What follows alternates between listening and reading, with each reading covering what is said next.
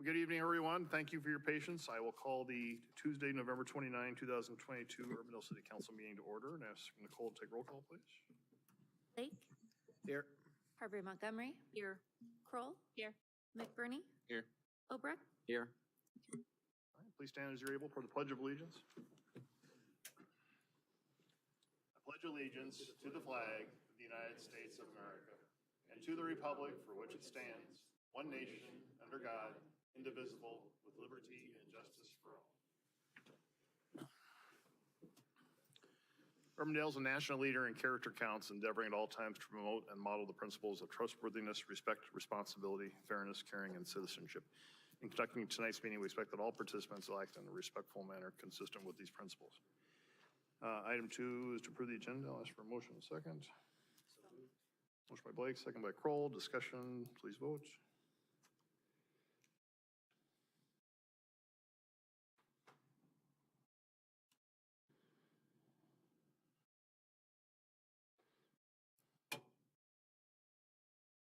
Okay, that passes. Item 3, Citizens Forum. This is the time to come to bring to the council any items that are not part of tonight's agenda. And I know, Ms. Kirby, I know you asked to be recognized. I'll recognize you first to come to the dais.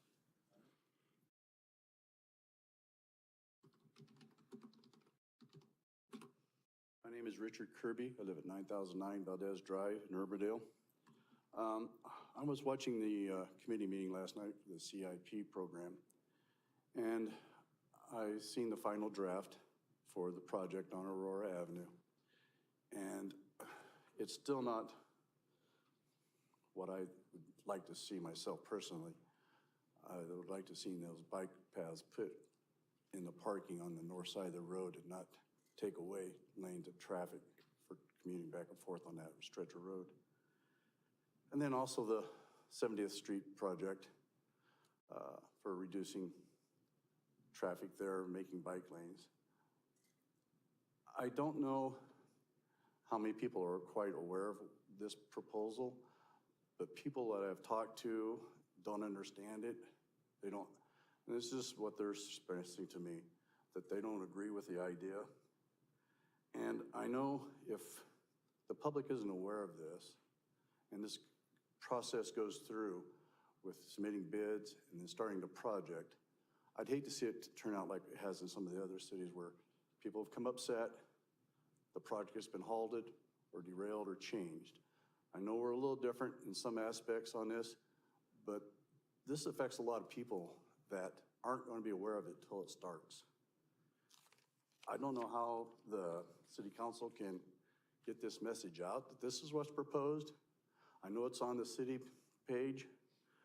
I would like to see it put on the city Facebook page to where it could be shared and get through the community that way. Word of mouth is pretty tough to do, going door to door. And I just don't think there's enough people that's aware of this. And I think you're going to have some problems if you go through with this after the fact. I'm against it. That's all I got to say. I don't want to continue to come back on this, but I just had seen that proposal in the final draft, and it's not what I was hoping it would be. Thank you. All right, thank you, Mr. Kirby. Is there anyone else who'd like to address the council on something that's not a part of tonight's agenda? Okay, seeing none, then we will move on. First is item 4, the adoption of the minutes from the November 15 meeting. Move approval. Motion by Carberry Montgomery, second by Blake. Discussion, please vote. Well, it was a tie between you and the guy in the end. So.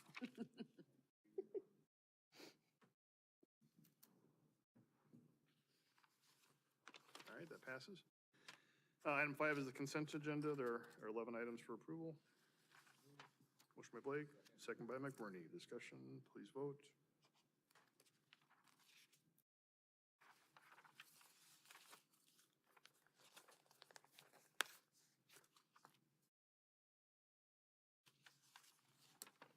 That passes.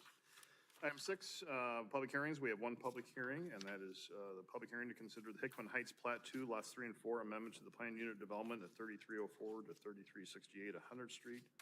Public notice for this was published in the November 18, 2022 Des Moines Register, and ask the clerk for any objections to that notice. It's published. There were none. That's motion second to open the public hearing. So moved. Motion by Blake, second by Kroll. Discussion, please vote, or the other way. Said it at the same time.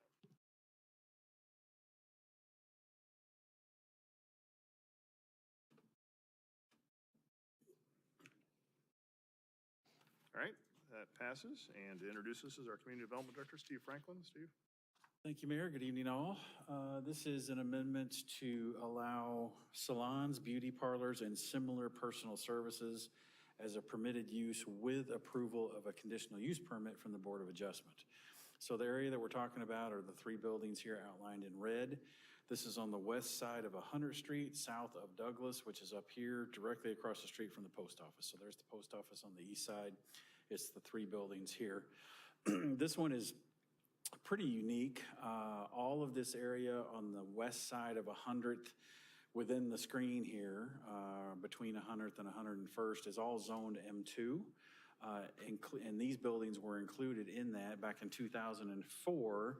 These buildings were separated out, brought into a PUD as a retail conversion. It was an office warehouse type of use, but recognizing the retail that was happening through the 100th Street corridor, there was a desire by the owner, Mark Anderson, who's here tonight, to do a retail conversion with these, pretty up and put more glass on the front side of the buildings. You've all seen what they look like, so they're appropriate for retail type uses. What made it a little bit difficult is because it was M2 and they were originally office warehousing, the parking calculations weren't the typical 5 per 1,000 that we require for retail. With the code as it currently exists, it works out to about 3 1/4. So we have less parking. And as time has gone on, there's been a variety of different users that have wanted to come in here. The obvious things that generate lots of vehicular traffic, like restaurants, bars, things like that, are not part of the PUD. And sometimes salons, beauty parlors, that type of thing can generate a lot of traffic, but not always. And so you might have seen in the P&Z minutes, Mark was there for that, that this is not a use that he just wants to allow by right. But there have been a couple that have kind of come along that he thinks would be appropriate given the current tenants and the parking that they do have. And so to have it be permitted with a CUP, the advantage of a CUP is they go to the Board of Adjustment and you can vet that specific project. How many seats, how big is it, find out all of the activities associated with that business. And then if that business ever leaves, then the CUP goes with it. You don't have it by right and somebody else can slide in there. So seems like a good alternative to expand the options for tenants for these buildings to be able to go that route. So Planning and Zoning Commission does recommend approval of the amendment. Would be happy to answer questions. And as I mentioned, Mark Anderson is here and can answer questions as well. All right. Thank you, Steve. Any questions for Steve from the council? All right, seeing none. Mark, do you have any further you want to add during public hearing? No, but I'm happy to answer questions. Okay. All right, we are in public hearing on this item. Would anyone else like to address the council on this item, either for or against? Okay, seeing none, then I'll ask for a motion to close the public hearing. So, second. Motion by McBurney, second by Carberry Montgomery. Discussion, please vote.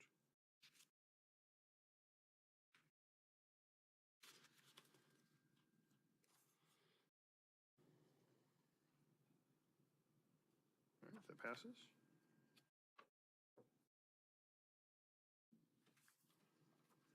One item for consideration.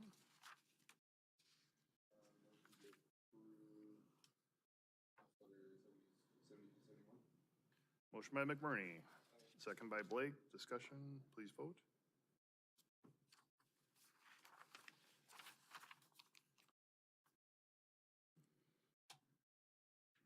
All right, that passes. Appreciate it. Thanks, Martin. Item 7, our regular agenda items. First is item 7.1, and that is to present the annual comprehensive financial report. And to present this is our finance director, Nikki Lamb. Nikki. Thank you, Mayor, and members of the council. You should all have in front of you a copy of our current audit. This is our June 30, 2022 annual comprehensive financial report, or audit as we all refer to it. This was taken to the audit committee on November 18th and was accepted at that time to come on to council for final approval and acceptance. There is a copy on the website as well as here and in the library for the public viewing. I won't go through it all in detail because the audit committee did review the entire thing. Just a couple of areas though to highlight. We were awarded the Certificate of Excellence in Financial Reporting for the 39th consecutive year. That is for the prior year's report. This one will be submitted for our 40th consecutive award. I'm pretty excited about that. The other things in there that is a good narrative for all of you as council members, the transmittal letter at the beginning that outlines all the initiatives of major importance to the city that you've accomplished since the last audit. So it's kind of a good summary of what has happened, and there is a lot in there. If you haven't had a chance to read it, that is a really good highlight to encapsulate the fiscal year. The auditor's report is in there. Ide Bailey is our auditor again this year. We did have a clean and unqualified opinion, which is as good as it gets. So unqualified doesn't sound very exciting, but that is as good as it gets. The other piece, if you're not into all the financials, the MD&A, which is the management's discussion analysis, tries to analyze what happened in the financials in paragraph form instead of just staring at numbers. So the MD&A at the beginning is also a good way to kind of understand what happened in the financial report if you don't want to wade through all of the numbers. And then the financials obviously are self-explanatory. The item I would point out, the required supplementary information, that's required by law for us to report. It's on page 60, starts with the budget to actual. That is what legally we are encompassed to the state level, what our budget represents and that we are required to conform with. So we are in compliance with that. And then the statistical section, that's where all the narrative comes to light for a trend. So you have 10 years of trend for all of the numbers that are in there. There's 16 tables of everything from employee counts to how many fire trucks do we have, all kinds of information, both for financials, property taxes, what kind of levels and trends we've seen over the last 10 years in a lot of different categories. So those are really the highlights of the report. Like I said, we went through it in a lot of detail. The members of the audit committee are here as well to answer questions, but I'm happy to answer any questions that you have at this time. And big thanks to my staff. None of them are here tonight, but this document represents about 4 months of work for myself and my staff. So, and then all the other directors that help pull together information for various pieces of it. So, any questions? All right.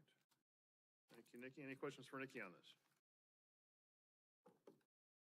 I want to thank the audit committee on this for going through this. We did meet last week, Larry and Adam are on the audit committee on behalf of the council, so went through this along with some other items. And again, this is a good overview of where the city stands and where we are. So just take some time to look at that. We put this online. We put the entire CAFR online, don't we? Yeah. Mm-hmm. For people to review. So I highly recommend spending some time with it. So if there are no other questions, I'd ask for a consideration of approving the CAFR. I motion to approve the annual comprehensive financial report. Okay, motion by Kroll.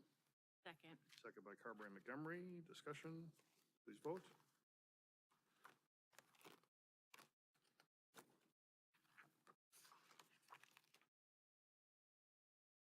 All right, that passes. Thank you. Thank you, Nikki. And again, thanks.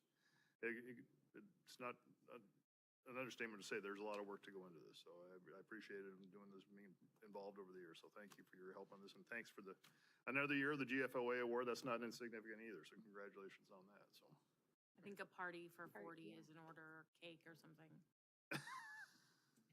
Fireball, maybe. Just make sure it's. There you go. There you go. All right. Thank you. All right. Item 7.2 is the Merle Hay Reinvestment District. Let me start over. The Merle Hay Reinvestment District Stormwater Improvements Project at 6350 Douglas Avenue, the property lease agreement. And present this is Curtis Brown. Curtis. Great. Thank you, Mayor. The item for consideration tonight is approval of a lease with the current tenants of 6350 Douglas. And we'll walk through some of the numbers on that and how we got there. And while I'll go through the slide deck, engineering questions related to the stormwater project will go to John Larson. And then Bob has been assisting with the whole process with the tenants and the seller's agent. Next slide, please. And to give some context for this project, here is a map showing the larger area. The east-west street on the north end is Airline, and then you'll see the project generally follows the Mall Ring Road and then would go through just the west side of the IHOP parking lot. Then you see the stormwater pipe cross Douglas Avenue at an angle there, and then proceed through the 6350 Douglas property. And that's where you can see the necessity for acquiring that. The next slide shows a close-up of that area. And again, you can see the stormwater pipe goes through that property there and essentially right through where the existing building is. Next slide. In one of our sessions with you, the council authorized that staff could negotiate up to $650,000 to acquire the property. We did our level best to get there and came to the council with a purchase agreement with the property owner on September 6th for $595,000. So we came in $55,000 under the mark that the council had given us. Next slide. But as time went on, one of the complicating factors for this project was that the current owner has in place tenants who are running a restaurant. Those tenants are under a valid lease with the property owner, and essentially we needed to make sure that the tenants came to agreement to end their lease with the current property owner, Cyrus Rustin. And to do that required an inducement to the tenants. And so what we're looking at tonight is we're still under the we're at the $650,000 authorization. Tonight, we have an addendum for a revised purchase agreement that is now $580,000. So rather than a purchase price of $595,000, it's down to $580,000. However, what has changed since early September is we need to provide an inducement to the tenants in order for them to leave their current lease and enter into a lease with us. So now, of course, there is no difference. We're at that $650,000 mark. Through this process, though, we were able to get the property owner to also participate in this inducement with us. So while we're paying about 79% of the $70,000 to the tenants, the seller is at 21%, and the seller is also paying the agent from CBRE Hubble, who's been representing the seller, but also credit where credit's due, has been a great help to all of us in communicating with the tenants. Next slide. And so the lease agreement for your consideration tonight has a few of these key characteristics. First, after closing, we'll pay the first half of that inducement, so $35,000 to the tenants. Then the second half of the inducement is paid when they vacate the property next July. And so under the lease, we will not charge them rent through 7th of July next year. So it gets them through their busiest months, gives them time to clean up the facility, get everything out of it, and then we take possession on July 7th after they're out. Throughout the process, the property is being accepted by them as is. The city is not making any improvements. We're not paying for any utilities. As far as we're concerned, we're allowing them to operate rent-free, which is essentially another inducement to the tenants to allow them to wrap up their business. And then at the end, they can remove any furnishings or fixtures from the building so long as they don't make it penetrable to rodents or rain or whatever it might be. So no windows or doors, but anything inside they can take. And the lease has in fact been signed by the representative of the tenants. So we do have a signed lease that we're bringing to you tonight. Next slide. And so the next steps, if the council approves this lease, the mayor will sign an amendment to the purchase agreement that shows the reduction of the $15,000 purchase price. As I mentioned, we're still at the same net cost of $650,000 with the tenant payment. There is a billboard on the property. That company's been notified that their lease is not being renewed, so we will also have a billboard as well, which will come down as part of the demolition. And then we'll get to closing pending the abstract update and closing document preparation that Bob Layden has been working on with his legal counterpart. So with that, I'll ask Bob or John, is there anything that you would add that we didn't cover? I don't, Mr. Mayor, members of the council, I don't believe so, other than I do want to echo Curtis's comments. Bill Wright's been terrific to deal with in this process of CBRE, and we publicly want to thank Bill for all of his assistance. Definitely. With that, any questions or comments from the council? Are we encouraging them to stay in Urbandale, or? We have really tried. Unfortunately, we're coming up empty-handed with spaces that work well for them. We wish them all the best, of course, in their next step. And Bill has done a lot to try to find spaces for them. Nothing is quite ideal from a location standpoint, but certainly I think we've been respectful through the process, both sides. We have a good working relationship, I think, and that's evidenced by the signed lease here tonight, so we'll do what we can. And then can Derek do anything fun with the billboard for the 6 months that we have it? That has been suggested. Somebody might have mentioned Employee of the Month. Wasn't me. So we'll see. Thanks for that idea. Okay. I don't know. It's there. We might as well. Derek's really talented. I'm sure he can come up with something to support and promote Urbandale. We'll bring it back to the council. How's that? Any other questions or comments? All right. Anything further? All right. Thank you. Good result, I think. So with that, I'll ask for a motion for consideration of this. Motion by McBurney. Second by Blake. Discussion, please vote.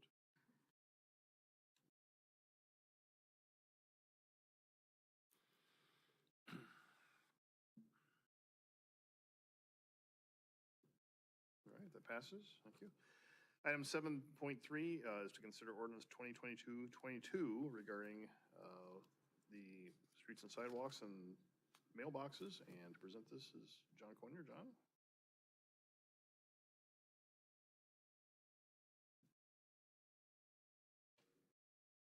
Member of the council, thank you. I thought I was taking questions, but I'm happy to okay. present this item as well too.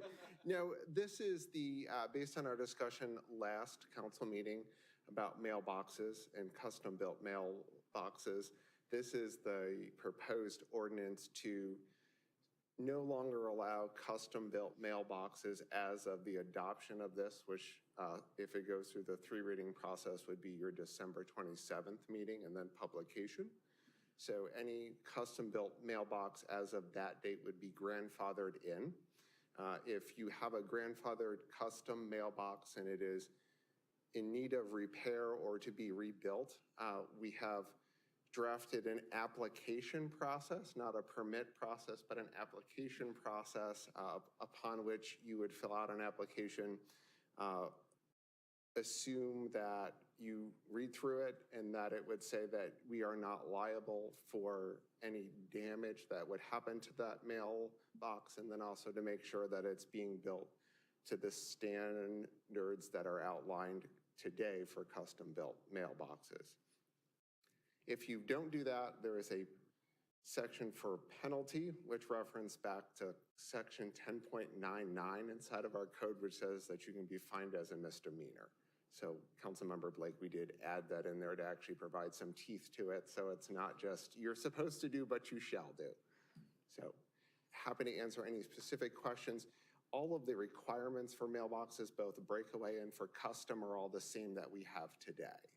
It's just updating this piece of it to just not allow those moving forward. All right. Thank you, John. Questions from John on this? Since I wasn't here at the last meeting, just the mailbox itself I get is kind of a standard item, but the base that it's on, Curtis and I have a neighbor that built one. It's metal base. It looks like a breakaway mailbox, but it also looks very custom. So where does that fit in the things? Because it's not the concrete, it's not cement. We follow the United States Postal Service requirements for breakaway inside of the code. So it's got to be a wood or a metal post less than 4 inches in diameter, stuck into the ground no more than 48 inches. Anything other than that is deemed to be a custom box. So if you had a larger, thick metal post, then that would be a custom box and not a breakaway box. Okay, and so if they have that metal post but surround it with a facade, that's good? It's a custom mailbox, and so you can still have that. You just would need to go through the application process if this ordinance passes.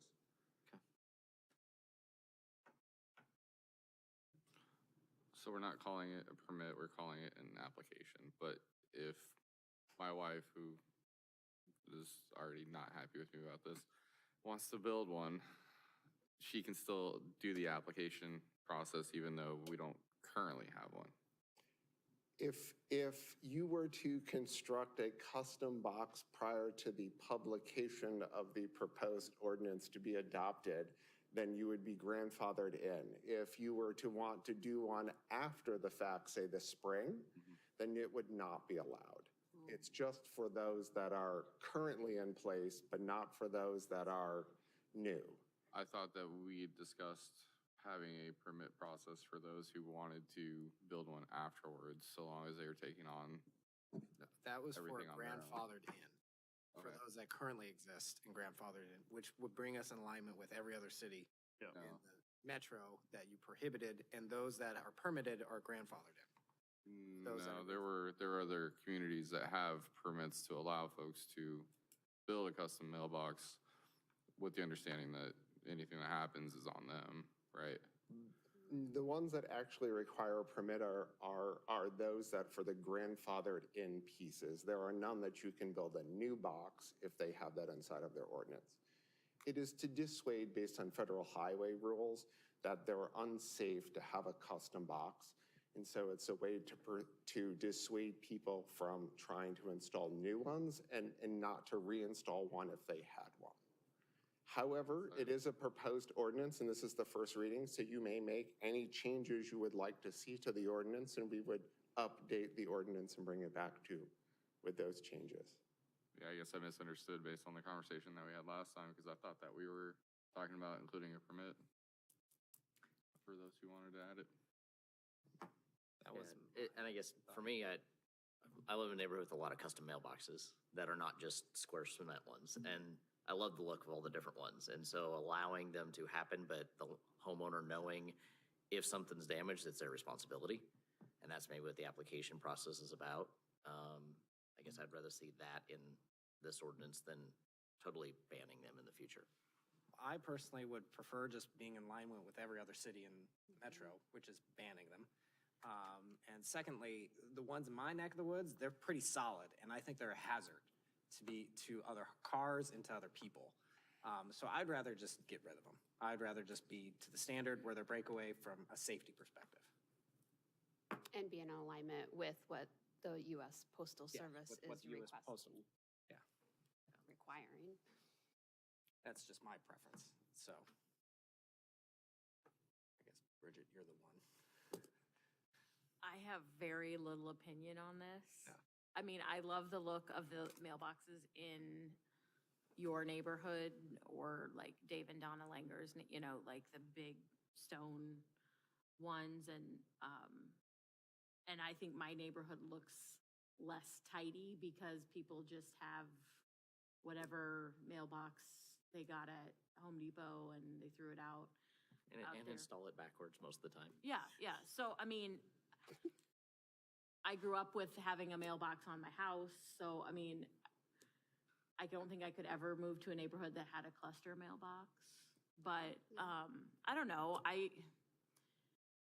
we have such an array, I don't know what to, I could be swayed either way on this. I feel like it's currently the homeowner's liability anyway. If someone were to, if it were to cause injury to somebody, that wouldn't fall on us as the city. So I don't see why, if somebody wants to go through the process of applying for a permit, building out an entire array of whatever it is that they want to put out there, that's completely on them, as long as it's been determined to be safe, or at least far enough away out of the right of way that. That's the That's problem. the challenge. That's the challenge. We would have to send people out every single time to determine safety. We'd have to make sure that it applies. This is just a simple application for if something has already been built, we would have to create an entire infrastructure for trying to assess whether these new mailboxes, I can't believe I'm arguing this passionately about mailboxes, but to me, it makes far more sense just to follow federal guidelines in every other city in the metro and just having breakaway mailboxes. And if somebody's and to dissuade the construction of new ones. So what you're proposing, or what you just outlined is permitting. This ordinance right here. But what you just outlined is the standard permitting process. I mean, when people file for permits, somebody has to go out there and inspect it. I was in favor of not even allowing the grandfathered permitting process if it's damaged. I was in favor of getting rid of the waiver, and I wouldn't even have that system. That was my compromise. I'd rather just have the breakaway mailbox, to be honest. How passionate are you about this? I don't know why. It just seems very practical to me. What do I think? Well, I think we have a draft of an ordinance here. You have the first reading of this, and so, again, I tend to be on the side of, let's go with where other cities are, and I think it's a little safer that way too. There are a lot of different mailboxes out there, and some of them, I look at some of those, frankly, the edifices that can be very dangerous, so I would lean toward where this ordinance reads right now, so, is my personal viewpoint, so. But given that, again, this is the first reading of this.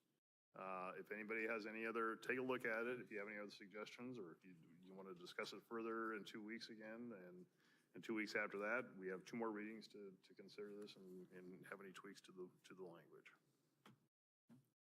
I will move approval. I will Motion by second it. Blake, second by Kroll. Any further discussion? Not, please vote.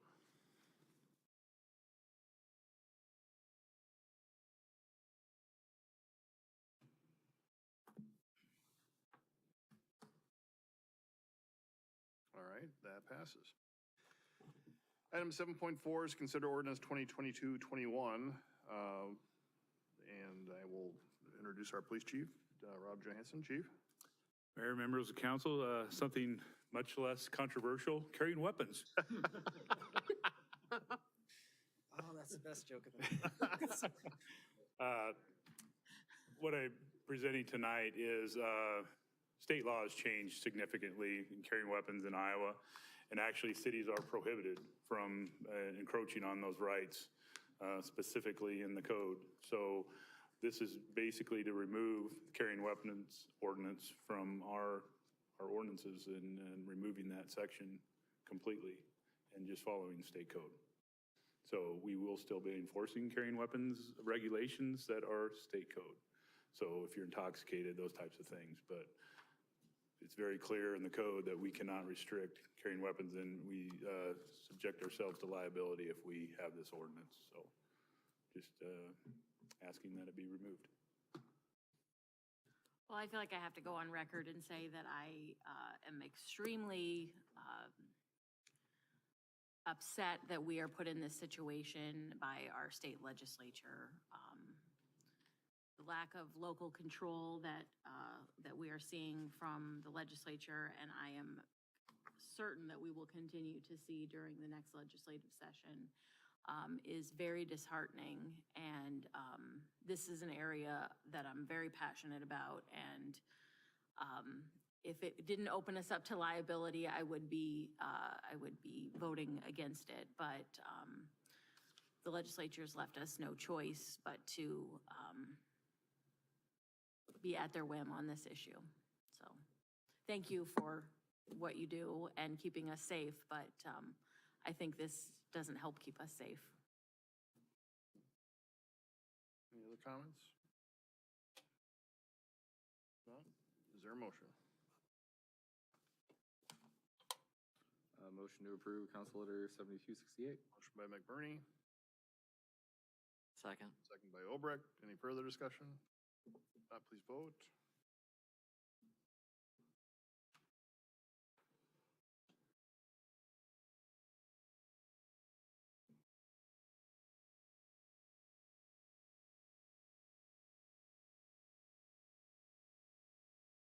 All right, that passes. Thanks, Chief.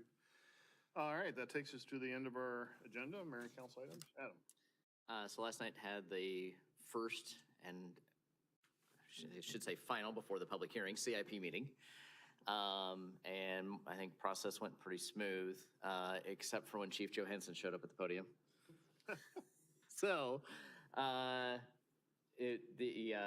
think we had a study done on the current police station, and instead of a $6 million fix, a $36 million fix is what came out of that. So that is something that that we'll have to deal with by proposed 2027-28 timeframe. So also not far out timeframe, but that is the joy of what the CIP committee will be getting to deal with at the public hearing in December 20th. And when it comes in front of us, bonding capacity is really what it comes down to.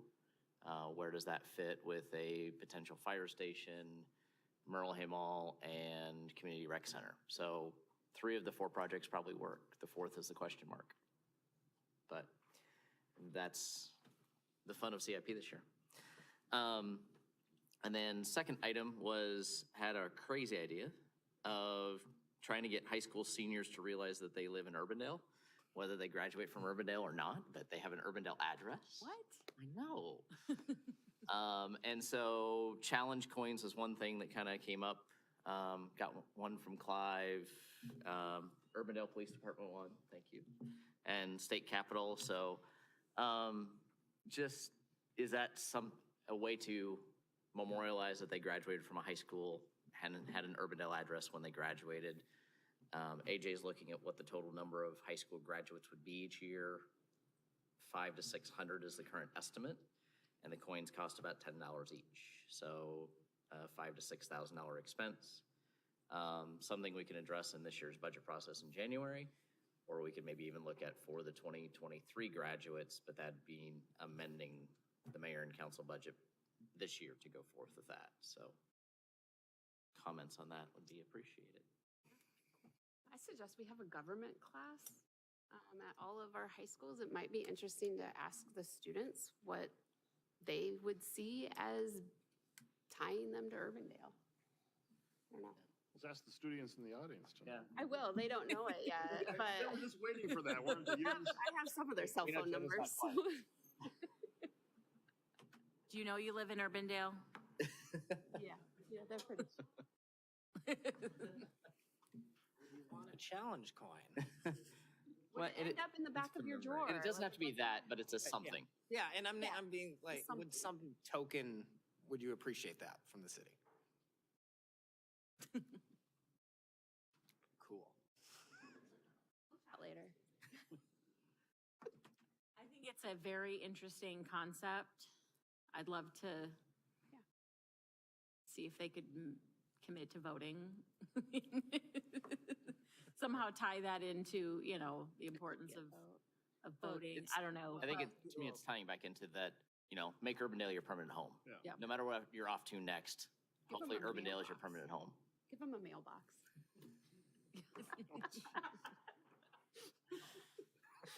Custom. No, I think please. I think it's a good idea. I just want to make sure that we continue to do it, just not a once-off, make sure that it's. Saxon needs one in Yeah, 2050. 20, well, whatever that, yeah. 2050, I don't think, yeah, but yes, that would be my only thing, is if we do it, I would like to make sure it's a continuous thing. Yeah, I think we're uniquely positioned where we have students across, 7 different separate different school districts? Six, and then private, what, two different private Well, schools? 6 plus 2 privates. Yeah, I guess if so, you take the privates, yeah. yes. So I think having something to commemorate that, congratulations for graduating as a resident of Urbandale. I think that would be awesome. We could do what the military does is, so the commander is the one that gives the challenge coin. So the mayor could go to every high school student and just give them the grip and hand it out. There Is you that go, how you Mayor. do it? Or go to every Yeah, graduation volunteer. ceremony? But no, I think it's a great idea. Amy? All right, mailboxes it is. I just want to say congrats to U.S. men's national team for pulling it out. That's all I got. Okay. Bridget?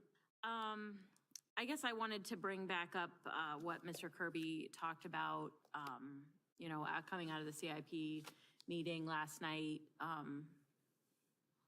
guess I want to make sure that the people know about the project, as I think he's getting to a point that maybe we haven't done the specific outreach to that area. I mean, have we retrofitted an area with the complete streets like that? Or has everything we've done been new? I mean, Douglas is, it was retrofitting, but it was new, really. It wasn't, so I don't know if we should be being more proactive about trying to communicate. And I wouldn't even know what, sort of diameter to, notify people of in that area, but it is going to be a pretty significant change to their built environment. Where we're doing these other complete streets, it seems to slide in more easily. It's a massive change, but it wasn't relative to what they're doing. It's not. So I don't know. I'm open to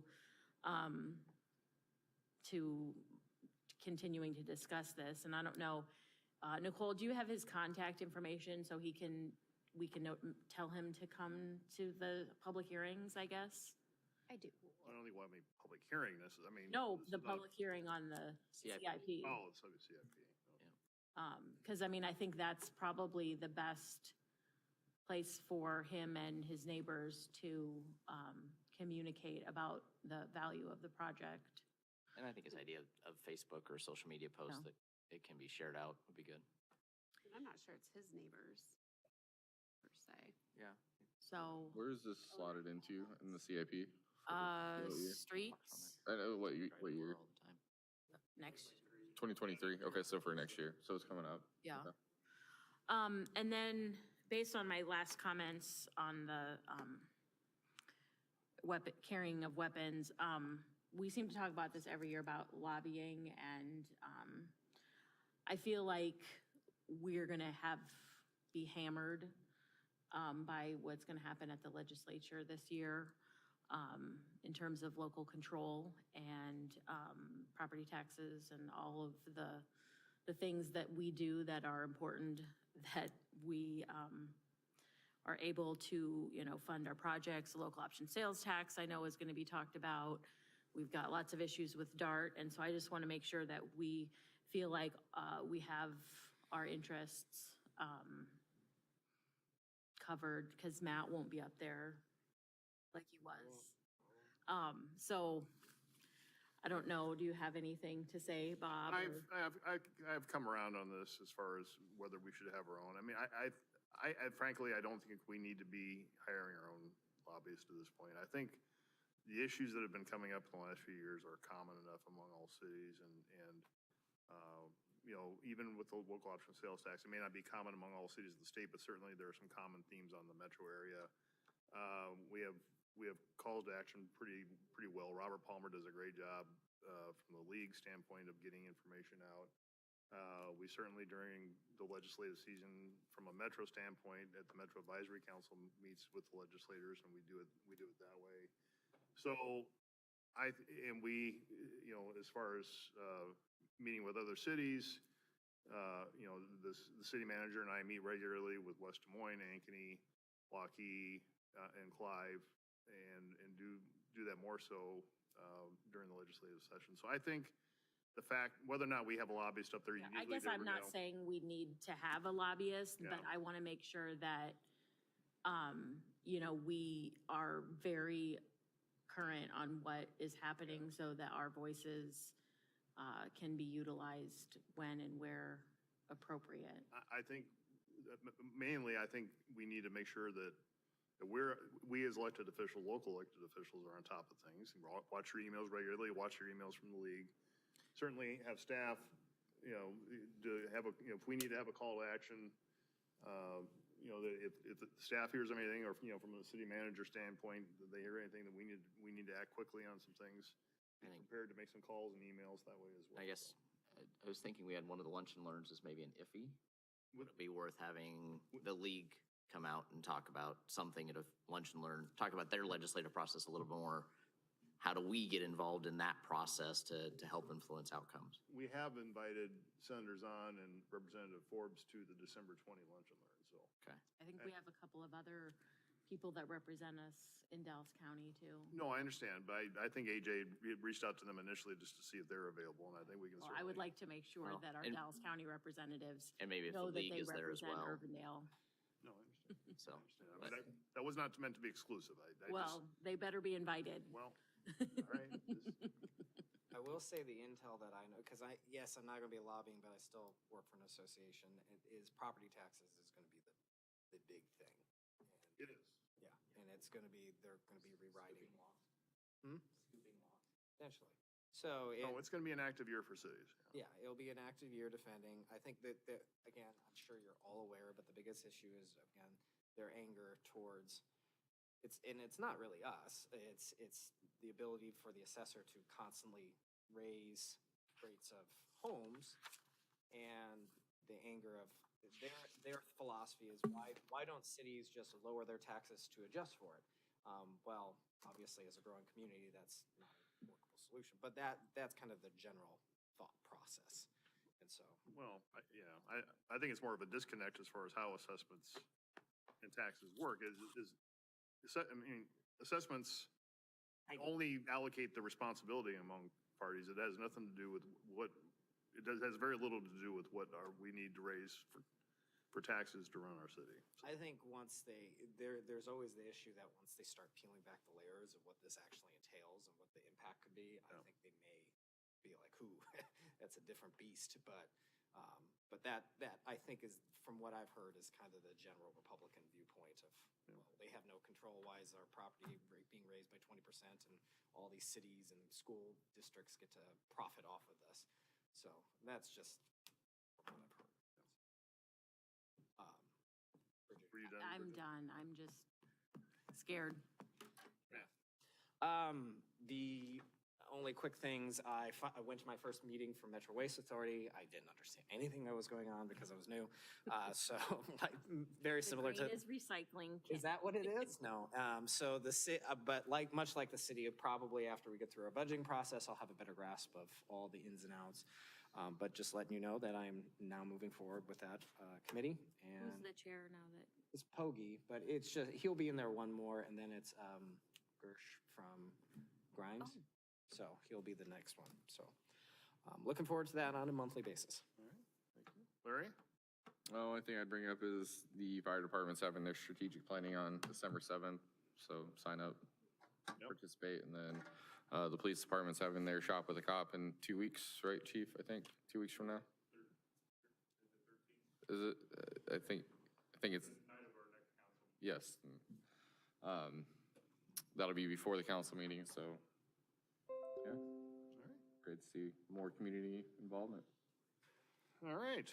Let me just look. I don't think I have any further on anything. Oh, one more thing. If you have Christmas lights that need recycled, get them to the library.